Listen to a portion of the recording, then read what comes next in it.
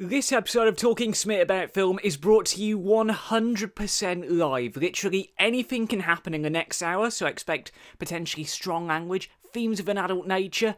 We've never had to give one of these warnings before. Talk about throwing yourself in at the deep end. Welcome, YouTube. This is the pilot, and hopefully the first of many live Talking Smit About Films.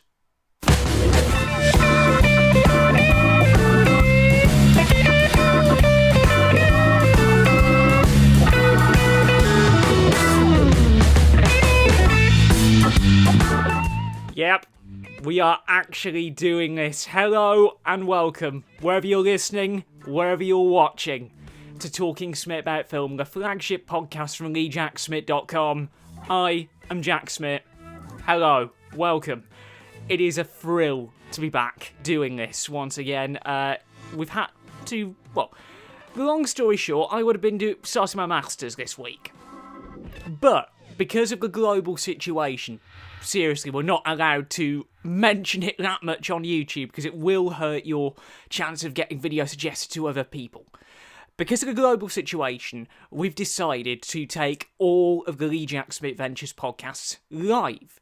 And that includes Talking Smit About Film, and the other podcast, which I started 3 weeks ago, the Rip Ticket Review, which I do with Dan Carver. We'll tell you a little bit more about that later on. But what we're going to do here on Talking Smit About Film, because the cinemas are closed, we're going to focus on films that are on streaming services, and films which, arguably, are either worth watching or not worth watching. We're going to stay true to the formula. And because it's a live podcast, we want you to get involved as much as you can. And we've got a variety of ways you can get involved. Hell, we've made a dedicated trailer to tell you all the ways you can do it. Roll it, audio man!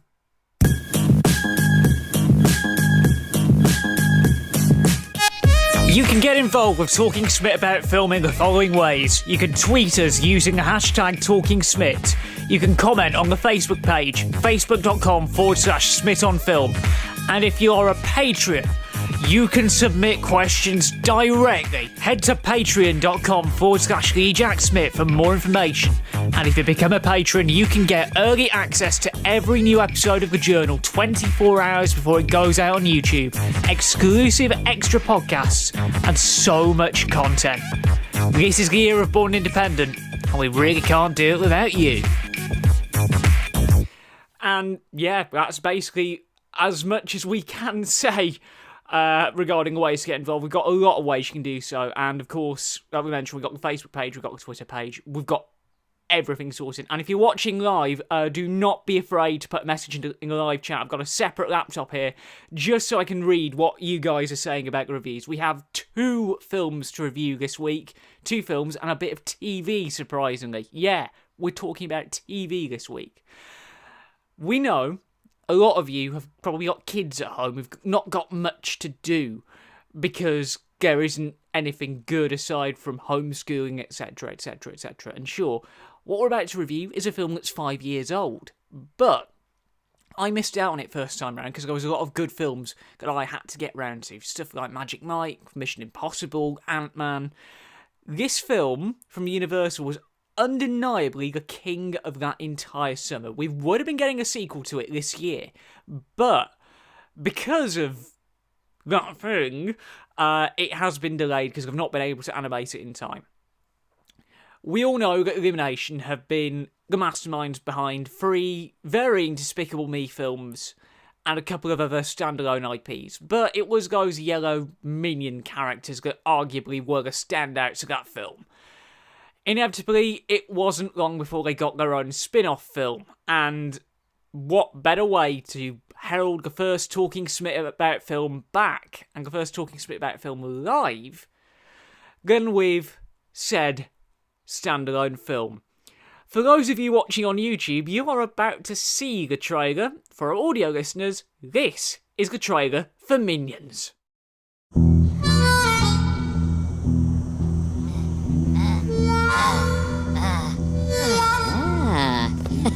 No, Kevin. Mere due. Aspetta.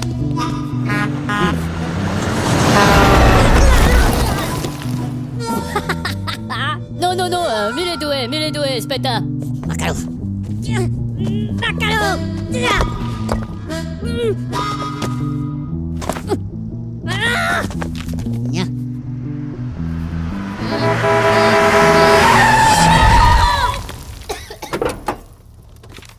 Oh, Walter, look! These adorable little freaks are headed to Orlando, too.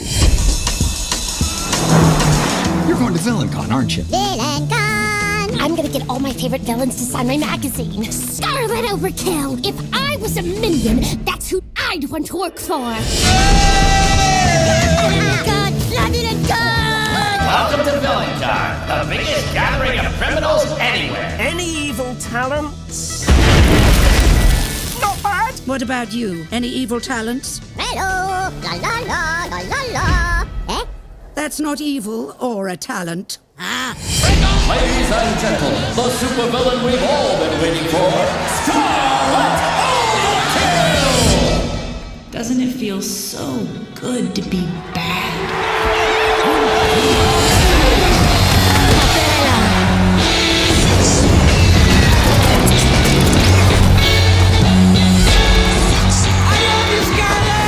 Work for me, and all your dreams come true. Respect. Power. Banana! Banana. Wow, these cats are pumped. Maybe I'll settle them down with a bedtime story.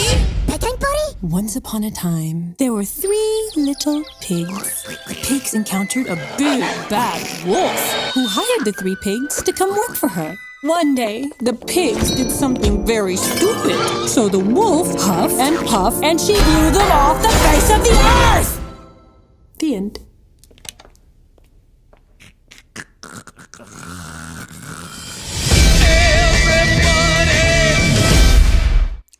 Might have been released in July 2015, but still, it holds up pretty well. To give you a basic flavour of what this film is like, Minions, Stuart, Kevin and Bob, the 3 guys you're seeing in the trailer, they're recruited by Scarlet Overkill, a supervillain who, alongside her inventor husband, hatches a plot to take over the world. And these minions are the kings of slapstick comedy. Let's word it like that. They're the kings of slapstick comedy because they speak gibberish, they have their own language, and on top of that, they have some of the best visual jokes in the entire animated film industry. And sure, I'm quite critical of animated films nowadays because I remember back in the day when they used to be really, really, really, really good and inventive and bold in terms of the risks that they wanted to take. And Minions is one of those old school films. We have a clip, it's quite a long clip, it's a 2-minute 58 clip, because here's something for you nerds. We're running this old school, I've got a cart wall on this single screen setup here, and OBS, so hopefully it doesn't crash. We do have a clip, it's a long clip, bear with us, and I get to say with pride, here's a clip. Luca, c'est un banano. Hello.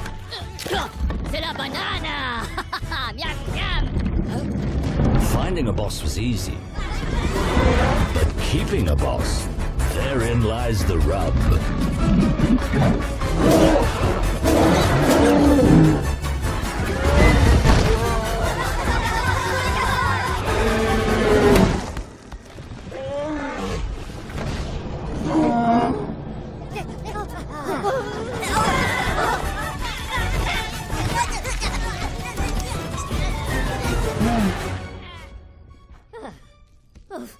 Macalo.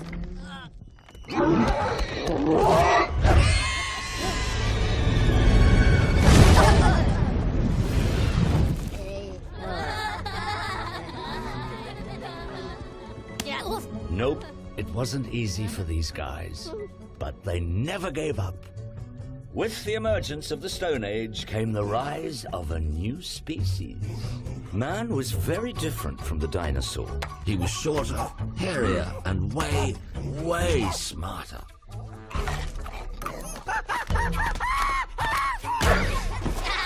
The minions took an instant liking to man and helped him the best they could.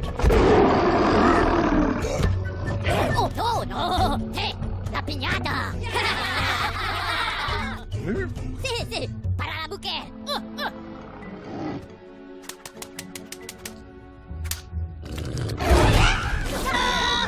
Poor man. So trusting, so fragile, so delicious. Their quest for a boss put the minions front and center for some of civilization's most historic moments.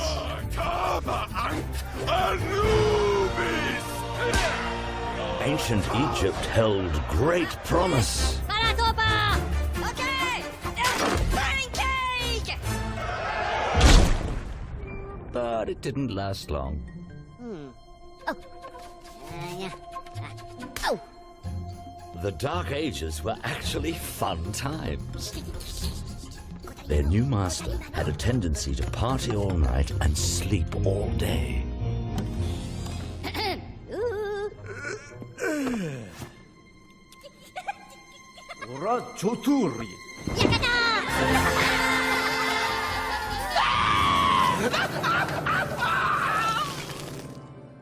Oh. But eventually the party was over. They bounced from one evil boss to another, but they never seemed to find their perfect fit. So, it's a film that is... Hit the wrong button. We're live, pal. We're live, pal. As you can tell, this is very slapstick heavy, and even the audio works on a comedic level. And I've got to admit, the nice thing about the cinema's closing is the ability to catch up on the films that I missed, and this is one of them. Back when this film came out, everyone was quite sceptical about the idea of a spin-off to what was at the time two very successful Despicable Me films. We had the first one, which came out in 2010, and the second one, which came out in 2013, which was legitimately one of the very first films we reviewed on TheJackSmit.com. That's a little bit of a fact I learned researching not next month's journal, but the month after that. A little bit of a spoiler there for one of the things as part of the June journal. But everyone was quite sceptical about this film because it was the Minions who have become quite divisive amongst cinema guys. They're Marmite, you either love them or you really hate them. Everyone was thinking, are they worthy of carrying a standalone film by themselves? And surprisingly, it works a lot better than you'd expect. A lot better than you had any right to think. Now, it's directed by Kyle Bowder and Pierre Coffin, who are the directors who would eventually go on to take the helm on Despicable Me 3, which, let's be real, Despicable Me 3 isn't anywhere near as good as the first two. It feels like they were flogging a dead horse by that point. This one is paced incredibly well. For a 90-minute kids film, there's a lot of entertainment for the whole family. It doesn't drag, which is one of the things that you really struggle to find with a kids film nowadays. It drags on and on and on and on.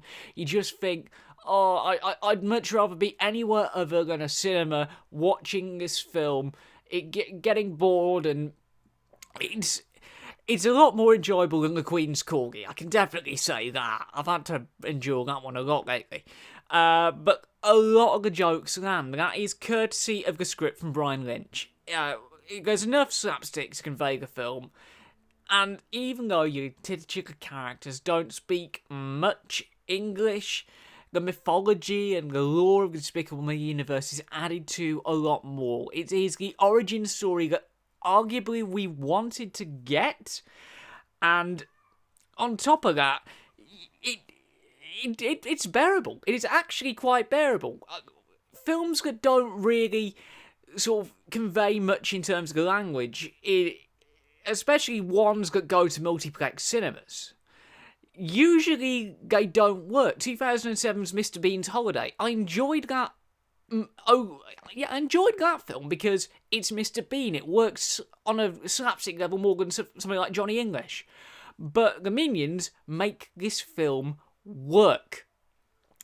For you diehard film nerds amongst you, because I know we have some people who aren't really into the whole world of film. Haita Pereira is the man who does the music, and he worked a lot with Hans Zimmer back in the day. That gives you an idea of the sort of man we've got here.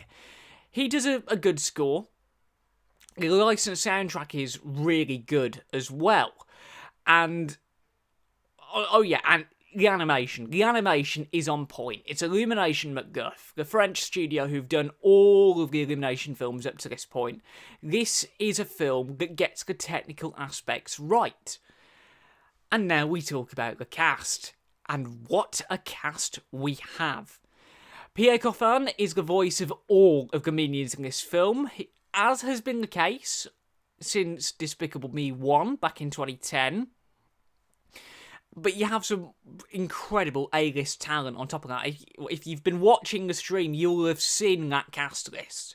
You've got Sandra Bullock and John Hamm as the villains of the piece, who are very convincing. It's not often you get to see Sandra Bullock playing the baddie.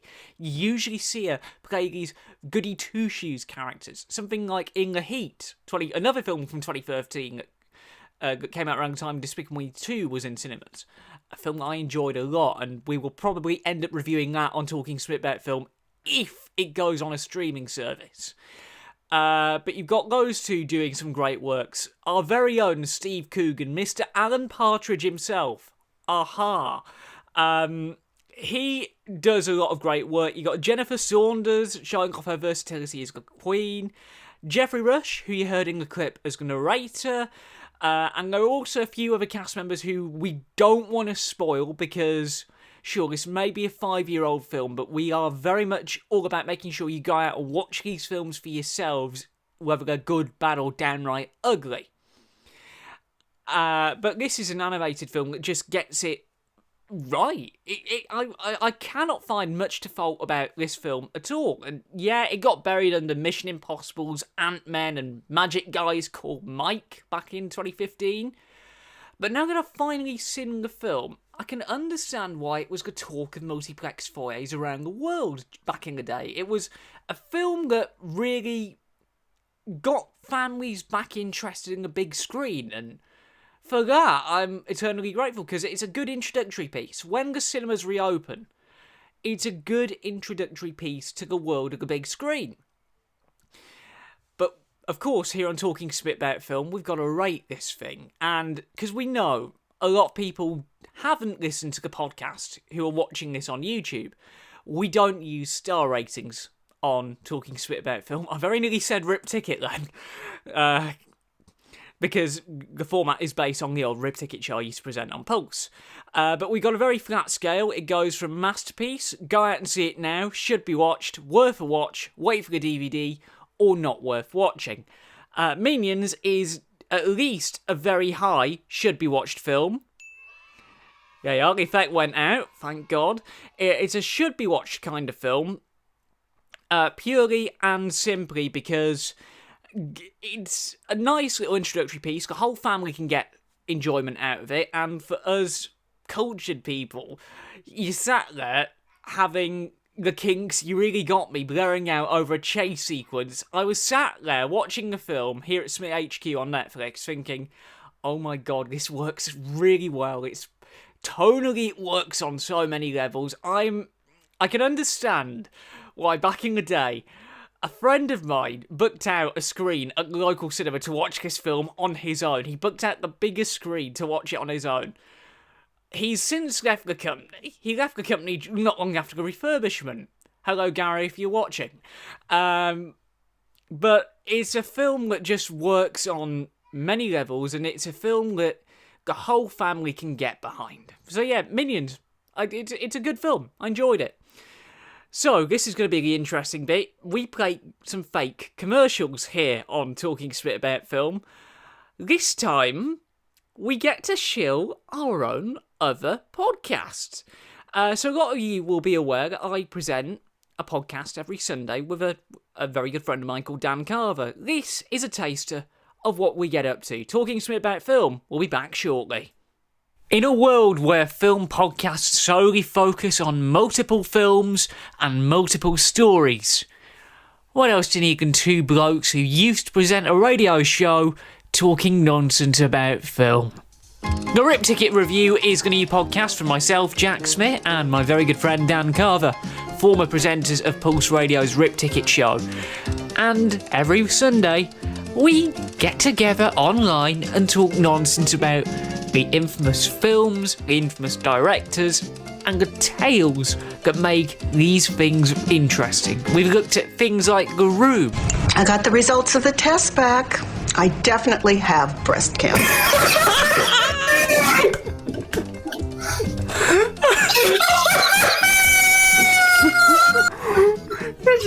It's about as bad as the scene later on in the film. How's your sex?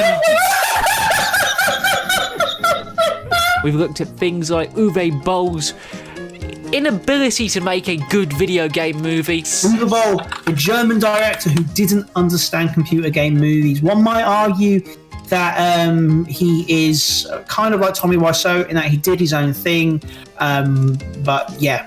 There's a minefield here that we can really go down with Uwe Boll. We've looked in depth at the whole coronavirus effect on the film industry, and we're only just getting started. You can watch the podcast being recorded live every week at facebook.com/The Rip Ticket Show. You can follow us on Twitter at ripped_ticket. You can email us using ripticketshow@gmail.com, and you can find the audio on all good podcast providers, including Apple Podcasts, Spotify, Google Podcasts, and basically all your favourite podcast merchants, really. The Rip Ticket Review. We talk about movies in an attempt to make you sound more knowledgeable at the pub. When they eventually reopen, that is. And we don't know when they're going to reopen, genuinely. For the benefit of our live viewers, hello to Aisha at Kieran C. Anyone in the live chat, yes, I can see you right there. Loving the stuff, Jack, keep it up. Well, we're going to try and keep this up. Like I say, this is very much a live pilot. If this goes well, which it is, Talking Smit About Film will be going live here on YouTube every single week. Speaking of Rip Ticket, if you want to watch last week's episode of the Rip Ticket Review with myself and Dan Carver, head over to the TheJackSmit podcast channel here on YouTube, and you can watch our deep dive into Tommy Wiseau's The Room.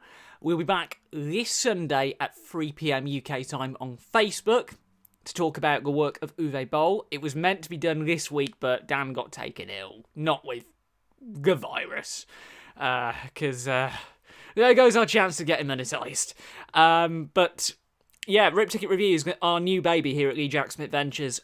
We're quite rightly proud of it, and it's the first proper remote podcast that we are doing.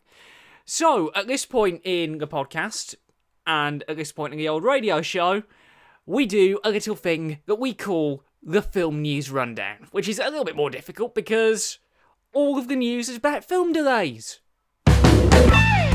So, the main news that came through this week is the new Venom film. It has a title, and it has a release date. It's been pushed back to 2021, understandably, but that tagline, Venom, there will be carnage. What even? This is the film that Andy Serkis has been working on for the last couple of months. It's in a safe pair of hands, because he knows mocap better than anyone else. And, yeah, I didn't enjoy the first Venom film. Tom Hardy couldn't save it. Neither could Michelle Williams or Riz Ahmed. A Star Is Born was more enjoyable, and it came out on the same day. And I had to go to another cinema to watch that film. If you watch What the Hell Happened, Matt, you'll understand. In other news, Netflix have confirmed that all of their upcoming scheduled productions are going to be going out as planned. They were ahead of schedule. They also confirmed that they are killing it with their subscriber base at the minute. They were forecast 174 million subscribers. They did somewhere in the region of 181, if I remember rightly. Netflix are arguably the kings right now. Obviously, we also know HBO Max will be launching next month in America. No news on a UK launch just yet. But I imagine Sky will probably partner up to put all of their stuff on Sky Atlantic, because that has always been the case. Other news, In the Heights has been moved to 2021 alongside The Batman, which is going to get a Halloween release. Warner have also confirmed that the new Scooby-Doo film will be going to premium video on demand on the same day it would have been released in cinemas. Understandable, leaving their only hope announced to be Tenet and Wonder Woman 84, if they get a cinema release, that is. We also know that a Hunger Games prequel is in the works. Francis Lawrence will direct that film, and I've never seen a Hunger Games film. I've got no intention of watching a Hunger Games film because I had to subject myself to the Twilight movies back in the day. And, 8 hours of my life I am never, ever, ever getting back. But in meta news, the title for the next episode of TheJackSmit.com series, The Journal, was announced earlier tonight. It will be My Guide to Cinema Etiquette. It will be airing May 4th at 7 PM on the TheJackSmit.com YouTube channel. That's the important film news this week. And let's get on with the rest of the podcast.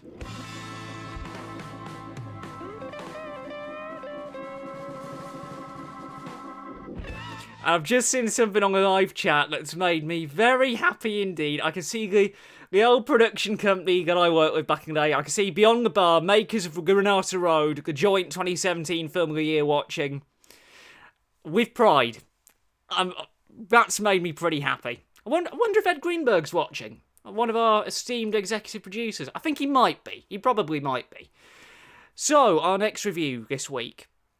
This is kind of another spoiler for a future journal, because I'm writing the July journal at the minute with a couple of the old View lot who are out of work at the minute, which is a real shame.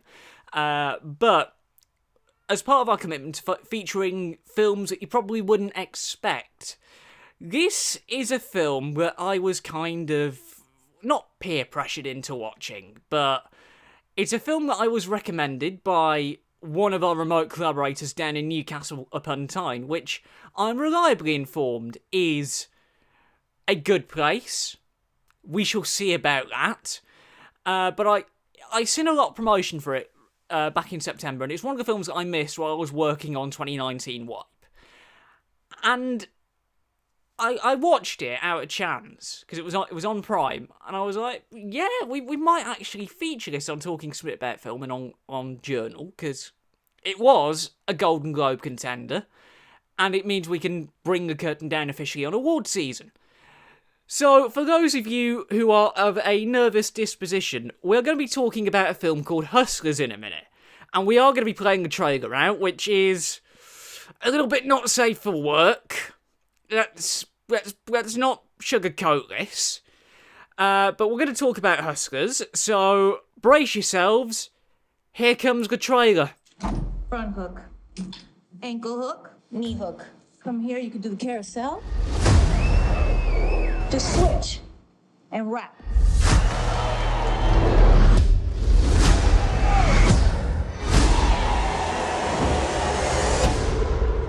Minus 40%, 160.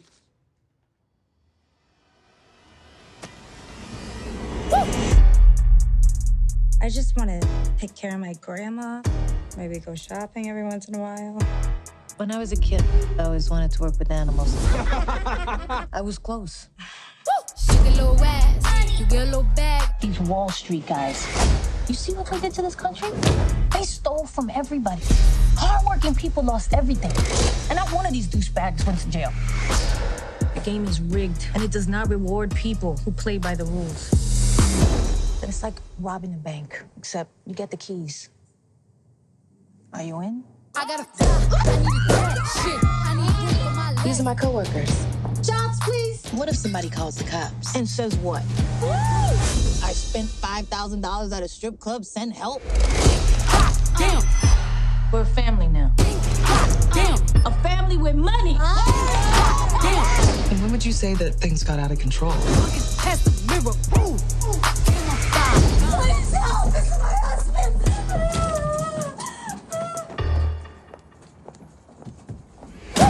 Like a honey bun, spin like a Tommy gun. Roll your one on one. Don't get your mommy something. I like my nigga's birthday. Dude say he gonna eat this like soon. So the guy went back 3 more times. Guess he must have liked it. Ooh, hammer time. I was born to play. Yes. Diamonds on my neck. I like boarding jets, I like more than sex. But nothing in this world, and I like more than checks. We didn't do anything wrong. You know, Tony wouldn't let this happen. I'm gonna text him. Who gave her phone back? Jump it down, back it up. Ooh, ayy, make that too. So it might have come out in September, but it's taken me until now to watch this film. Because it's not the sort of film I'd usually watch. Let's not mask it. And it is a very, very bold film. It's a 15 certificate film for very good reason. Inspired by the viral New York Magazine article, a crew of savvy former strip club employees band together to turn the tables on their former Wall Street clients. They are effectively the Robin Hoods of their world. They steal from the mostly rich and they gave to, well, themselves. That's legitimately in the title of the article. We have a clip. It's a film very much about sisterhood. And the clip that we have kind of embodies that. Here's a clip. Hey, these are my sisters.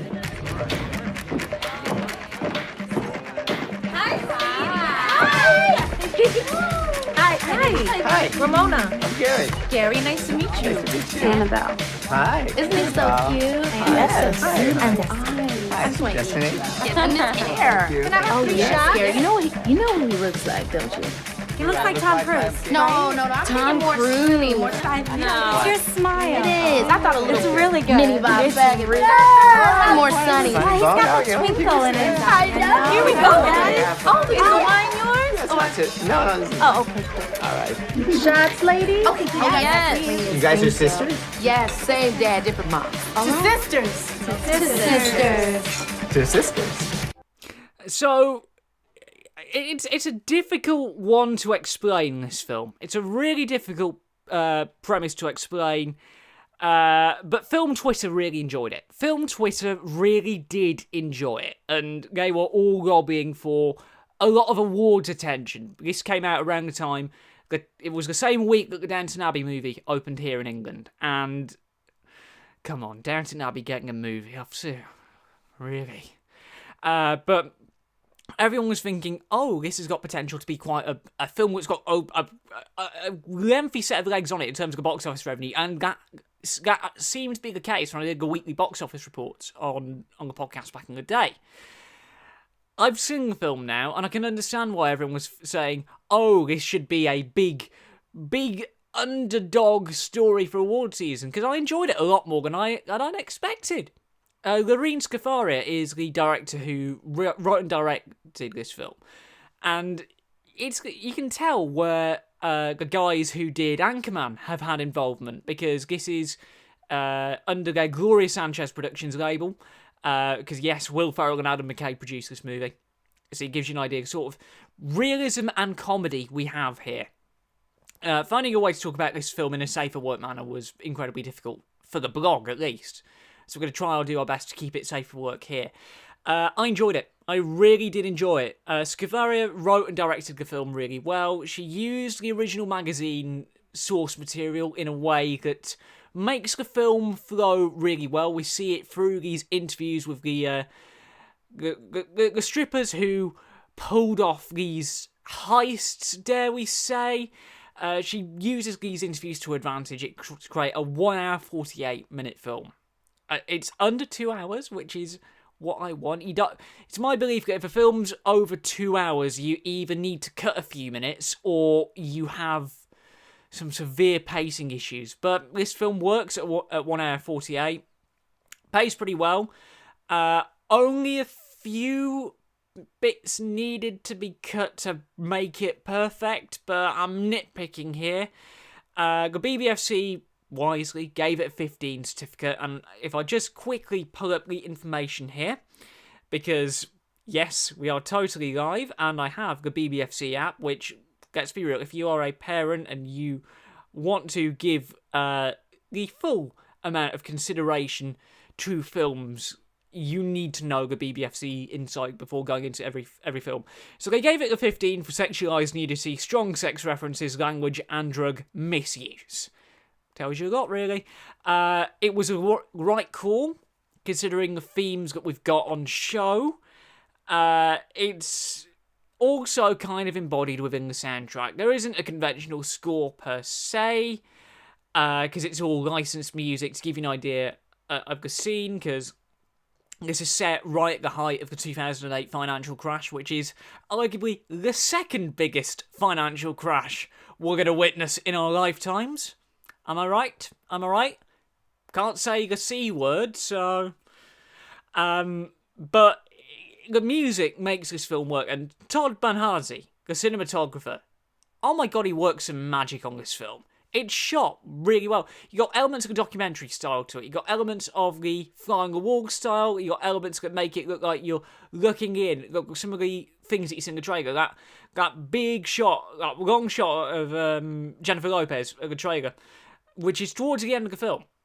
That is, so the cinematography is where this film really excels. Obviously, it got buried under the hype because it was literally it was under Downton. Joker came out a couple of weeks after, so obviously all the attention got shifted onto that. But it was a very unique film in terms of the technical quality, and the cast really do make it come alive. It's a very strong film. Jennifer Lopez is able to prove that, once more, she's not just Jenny from the block anymore.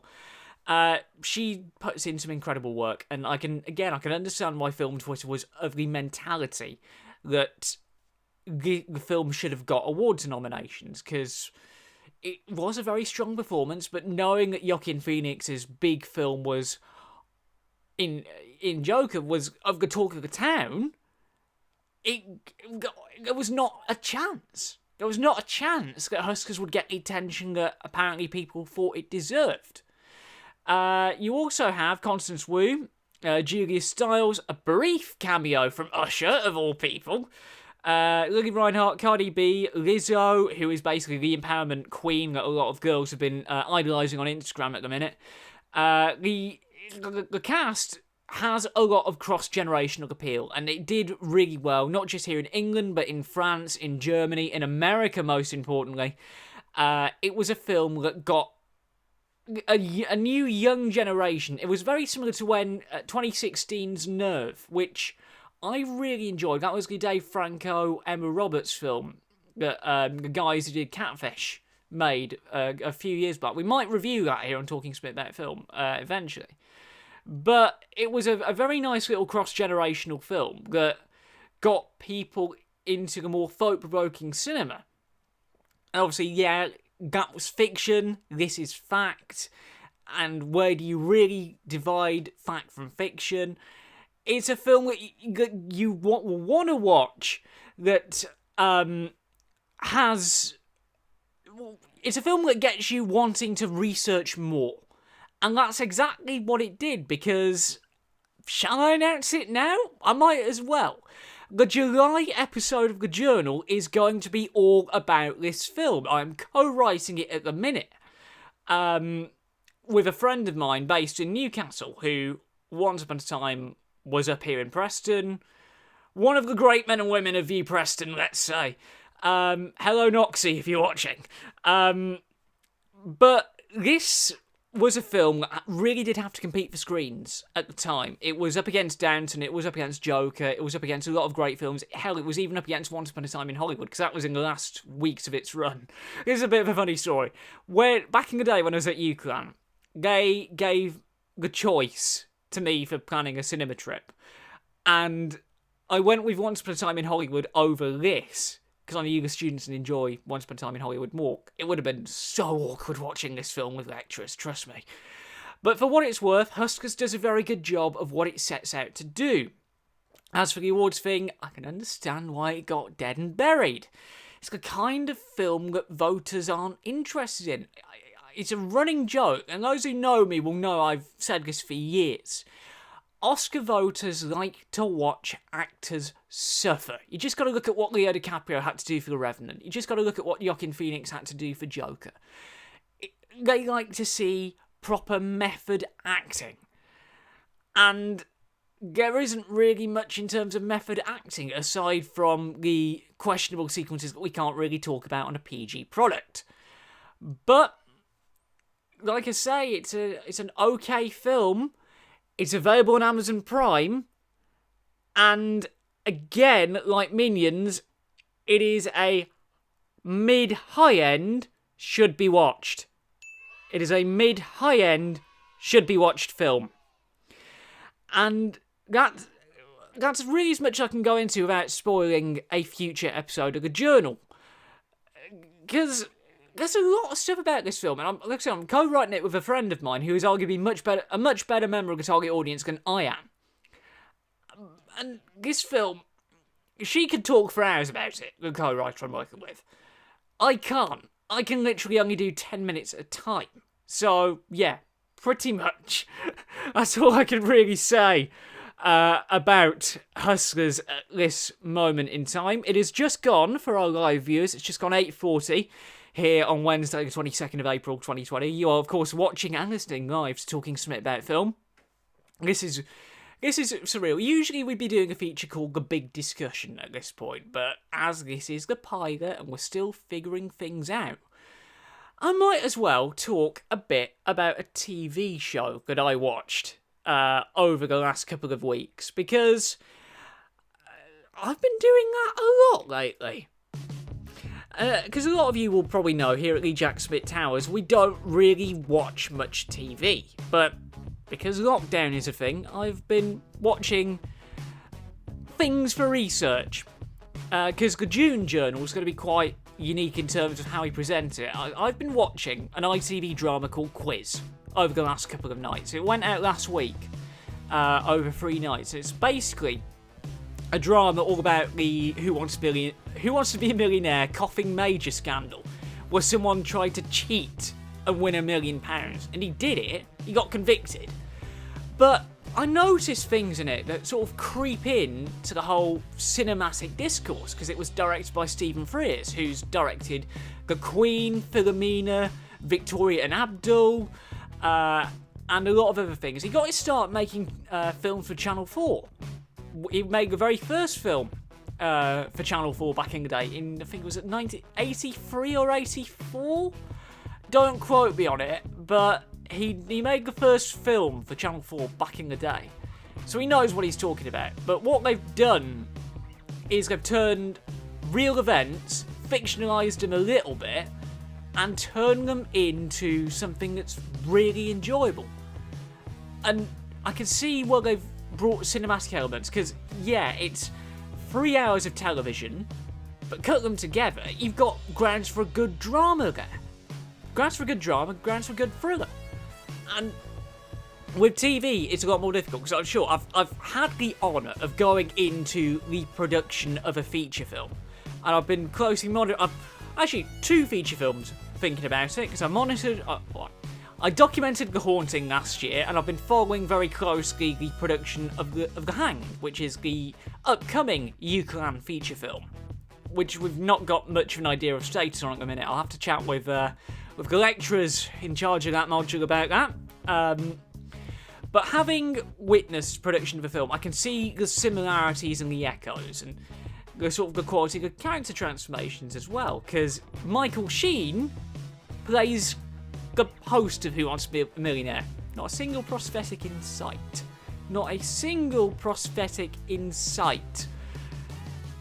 I was in awe watching this 3-part drama go out. And I binged it in one go, because, come on, binge culture. It's what we're all doing. Because boredom.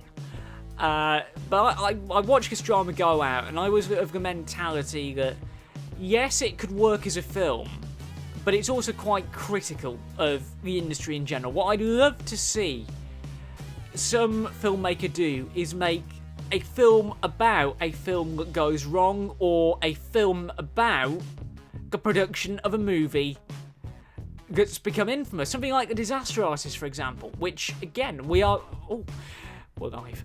Something which we delved into in depth on Rip Ticket last week. The Disaster Artist, of course, being a film about the making of Tommy Wiseau's The Room, which is widely regarded as the Citizen Kane of bad movies. Again, we will review that on Talking Smit About Film later down the line. But what I found watching a lot more TV is, sure, it is all good having small screens which play into sort of your mentality of watching stories evolve, sort of stories unravel even. But it is no match for the big screen.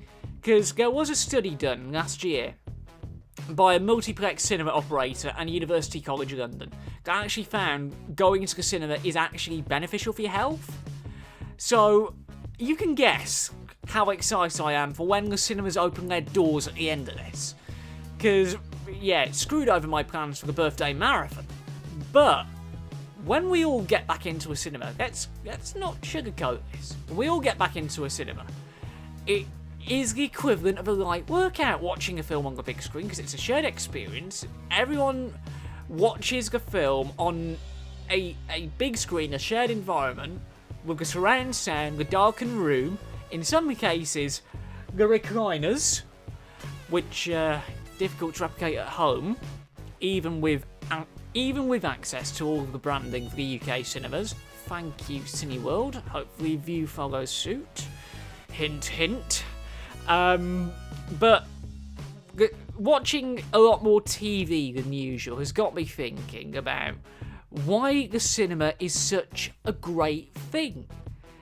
It's got to a point now I'm thinking about launching a campaign called Theatrical First Forever, because, yeah, it's all good having premium video on demand and your Netflixes and your Amazon Primes, but you need your surround sound, you need your 4K projection, you need your recliners.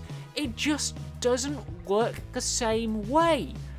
They're literally telling you to get lost in great stories.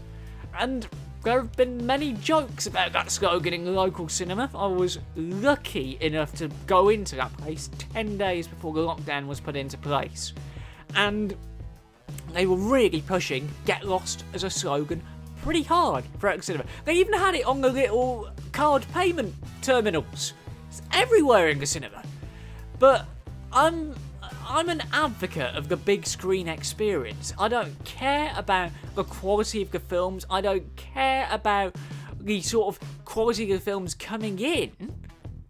All I want people to do is go to cinemas, watch movies, support the next generation of talent, and the generation after that, and the generation after that, and make the future of the industry sustainable. Yeah, Netflix is doing it, and Amazon are doing it with all the Toronto and the South by Southwest films that would have been showing around now if the virus hadn't derailed things. I mean, as I mentioned at the top of the podcast, on Monday I would have been starting my masters if all of this hadn't kicked off. Now I've got to wait till October, but we got a lot of great content about that later down the line, do not worry. But cinema versus TV, there is arguably no comparison. Even having the old voice the phone's off message popping up to do the coronavirus television commercials, they've literally got Mark Strong to do them. It's hard not to compare cinema versus big screen, and yeah, they also do some events, TV and broadcast of theatre events and YouTube.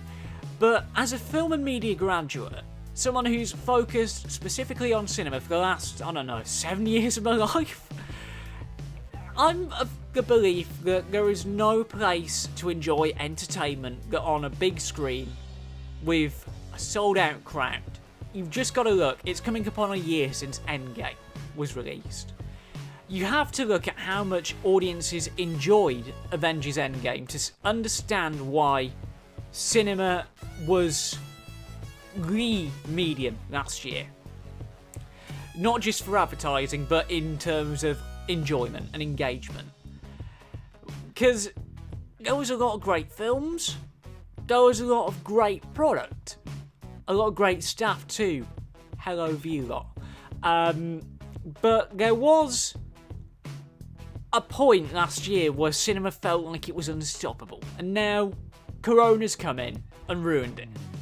And even with AMC, the owners of Odeon struggling, even with View furloughing everyone who doesn't work at head office, even with Cineworld furloughing everyone and having a lot of controversy thrown their way initially, I can genuinely see a future for the big screen when all this is over. I am really excited, even with TV and great dramas like Quiz and great comedies like the new Red Dwarf that went out last week. Oh, I enjoyed that.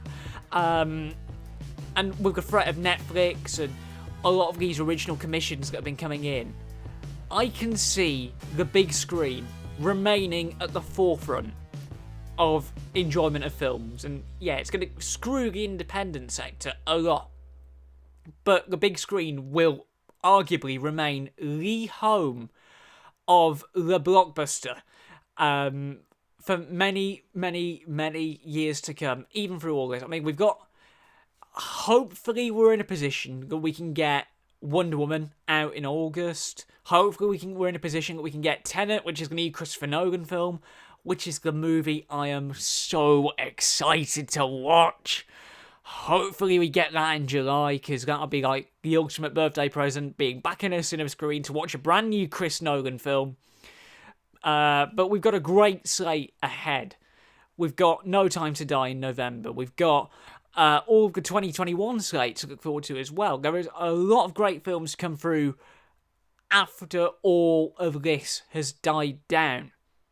I just really want to get back in a cinema screen. So, we're going to do something a little bit bold. We've got like another 10 minutes where we got to wrap up. So I'm going to do something pretty bold. If you're watching in the live chat on YouTube, get your questions in now, because we're going to try and field some question and answer session as I do all the social media reads for the week. So if you are watching or listening live, you can follow me at TheJackSmit on Twitter. You can follow the blog on Facebook at facebook.com/SmitOnFilm. We've got a custom URL now, which is pretty lovely. You can find Talking Smit and Rip Ticket on all good podcast providers. That includes Apple Podcasts, Spotify, Google Podcasts, Acast, basically wherever you get your podcasts from, we are there. If you're listening on iTunes, 5-star reviews would be greatly appreciated on both Rip Ticket and Talking Smit About Film, because it would help spread the love out to fellow film nerds and broaden the reach of the Jack Smit Ventures empire. In terms of journals coming up, we mentioned it in the Film News Rundown. We have a new episode on May 4th, Star Wars Day, so we might try and get Rise of Skywalker reviewed that week, because we've been waiting for the right time to put that one out. We've been waiting for the right time. We've been secretly catching up on everything over the last couple of weeks and playing a lot of Borderlands with a friend of mine. It's taken me quite a lot of courage to be coaxed away from the Xbox controller. But there is a lot of great content coming out on TheJackSmit on TheJackSmit.com over the next couple of weeks. As we get everything back into full gear. This is kind of officially our first week back on blog duties. Now we've got everything figured out and all the technical issues with live streaming resolved. If you watched that Rip Ticket show that went out on Sunday, you will know how painful that was for me. But yeah, I literally can't think of anything else. Oh, actually, new feature on the blog for the podcasts. So if you head over to TheJackSmit.com, which has been where all the text reviews for the films you heard about tonight live, you will notice that there is a brand new button at the top, and you could directly submit your questions for both Rip Ticket and Talking Smit About Film. So I've got it open on my tablet now. So if you head to TheJackSmit.com, tap on Submit Podcast Questions, and there is a little form you can fill out right there. Can submit your questions, and I can answer them on the live episodes when we do them. Not just on here, but on the Facebook page for Rip Ticket as well. It's taken a while to load on this tablet because it's pretty awful. But you get the idea. We've got more and more ways to interact with the blog than ever. Hell, we even have a Discord server now.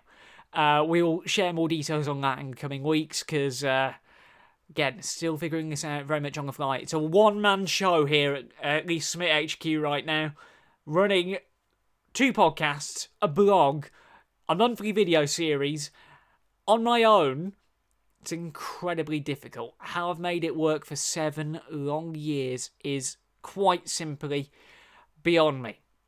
But I think, naturally, we're going to bring this podcast to a natural close because we've been going for 55 minutes now. This is the first time, believe it or not, this is the first time I've done a live film review program in nearly... God, so when did I finish the old radio show? That was May 23rd last year. So this is the first time I've done a live film review program in nearly a year. Because again, I would have been coming back to do the radio show if the virus hadn't happened. But I'm doing a live radio show again. It's in Vision, and it's being live streamed on YouTube. So this podcast will be available as a video on demand very shortly. If you're watching live, it'll be on the podcast not long after as well, because we fought ahead like that. But genuinely, thank you all so much for joining us live tonight. It has been an honour and a privilege to be able to do this podcast live once again. It's such a big amount of relief. So, we're probably going to be back next week for more. So, subscribe if you haven't already. But until next week, my name's Jack Smit. You've heard me talk Smit about film for too long.